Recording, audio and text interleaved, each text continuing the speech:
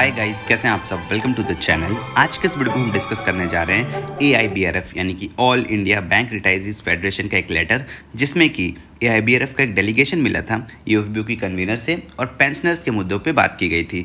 जानेंगे किन किन मुद्दों पे डिस्कशन किया गया था। लेकिन दोस्तों, अभी तक आप हमारे चैनल में नए हैं तो चैनल को सब्सक्राइब कर दें, वीडियो पसंद आए तो वीडियो को लाइक करें और दोस्तों के साथ शेयर करना बिल्कुल ना भूलें। तो चलिए दोस्तों, वीडियो को शुरू करते हैं।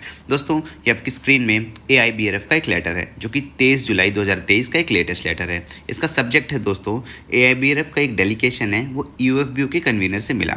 UFBU के कन्वीनर कौन है दोस्तों? श्री बंदलिश जी। ठीक है, चलिए देखते हैं लेटर में क्या क्या है। दोस्तों, दिल्ली में UFBU के कन्वीनर से AIBRF का डेलीगेशन मिला 22 जुलाई को और रिटायरीज़ के इश्यूज़ पर उसमें बात हुई। मीटिंग में बंदलिश जी ने क्लैरिफाई किया कि जो 2 लाख की बेस पॉलिसी है, सबसे पहले जो पॉलिसी है उसके बारे में बात हुआ, तो उसमें इन्होंने क्लैरिफाई किया बंदलिश जी ने कि 2 लाख की जो बेस पॉलिसी दी जा रही है रिटायरीज़ को, उसका ऑब्जेक्टिव ये ऑब्जेक्टिव के साथ दी जा रही है कि सभी रिटायरीज़ के लिए एक अफोर्डेबल पॉलिसी मिल सके सभी रिटायरीज़ को, ताकि जो प्रीमियम है पॉलिसी का उसे कम से कम रखा जा सके। इसलिए कुछ कैप्स भी लगाए गए हैं उस पॉलिसी में, उस स्कीम में। उन्होंने ये भी कहा कि जितना अभी तक समझ में आया है उसके हिसाब से प्रीमियम बैंक ही फंड करेगा, या तो पूरा या तो कुछ हिस्सा प्रीमियम का बैंक ही देगा, जिसको डिसाइड किया जाएगा इंश्योरेंस कंपनी से कोटेशन लेने के बाद, और ये देखा जाएगा कि बैंक्स पर कितना बर्डन पड़ रहा है प्रीमियम देने के बाद। एक एडिशनल पॉलिसी भी होगी जी दोस्तों, जो कि ऑप्शनल बेसिस पे होगी और जिसका प्रीमियम खुद रिटायरीज को बेयर करना पड़ेगा। बाकी डिटेल्स टेंडर डॉक्यूमेंट के पूरा होने पर मिलेगी, जिस पे IB अभी काम कर रहा है। दोस्तों, AIBRF लास्ट 2-3 साल से इस चीज़ पर लगा हुआ है ताकि एक अफोर्डेबल पॉलिसी मिल सके बैंक रिटायरीज़ को, पेंशनर्स को।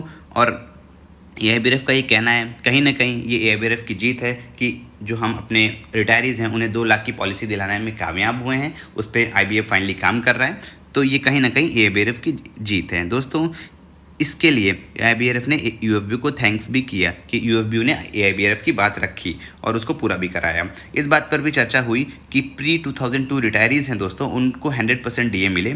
और बंदलिश जी ने यह भी कहा ये एडवांस स्टेज पर है और इसकी बातचीत जो है एडवांस स्टेज पर है और जल्द ही इस पर एक ऑफिशियल अनाउंसमेंट भी हो सकता है।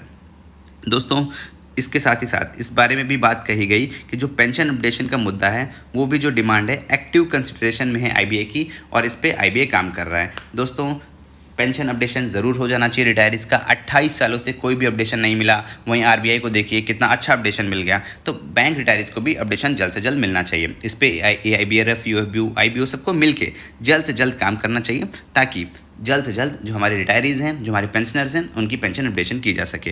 दोस्तों, तो इतना ही था लेटर में। अब इसे हम इंग्लिश में भी डिस्कस कर लेते हैं। Hi guys, welcome back to our channel. In today's video, we bring you an important update from the AIBRF delegation meeting with UFBU convener Shri Sanjeev Bandalish in Delhi on July 22, 2023. The meeting focused on pending issues concerning retirees, particularly regarding health insurance policies and the demand for 100% DA for pre-2002 retirees. Let's dive into the key point discussed during the meeting. The AIBRF delegation, led by President Shri SM Deshpande, General Secretary Shri SC Jain, along with the Joint General Secretary Shri Mitra Vashu and Organizing Secretary Shri Suresh Sharma, met with UFBU convener Shri Sanjeev Bandalish to exchange views on crucial matter. Shri Bandalish clarified that the base policy of Rs 2 lakh for retirees aims to provide an affordable policy to all sections of retirees. To keep the premium cost at minimum, certain caps on claims have been specified in the scheme. The premium charges will be funded either fully or partially by banks, and the final decision will be based on obtaining quotes from insurance companies and assessing the total financial burden on banks. It was confirmed during the meeting that another policy on existing terms and condition will be continued to be available on to retirees on an optional basis. However, the entire cost of this policy will be borne individually by retirees as it is currently being done. The settlement reached by UFBU on group insurance during the meeting held on July 19, 2023 is expected to significantly increase the number of retirees participating in this scheme. This marks a significant step forward in fulfilling AIBRF's demand for an affordable base policy, making health insurance accessible to each and every retiree. During the meeting, Shri Bandalish revealed that the matter of 100% DA for pre-2002 retirees is an advanced stage. An official announcement regarding long pending demand, which include retirees under 6th, 7th, and 8th settlement, is expected to be made shortly. The update demand is also under active consideration by IBA. And there you have it. A summary of the AIBRF delegation meeting with UFBU convener Sri Sanjeev Bandlich, discussing crucial issues concerning retirees' health insurance policies and the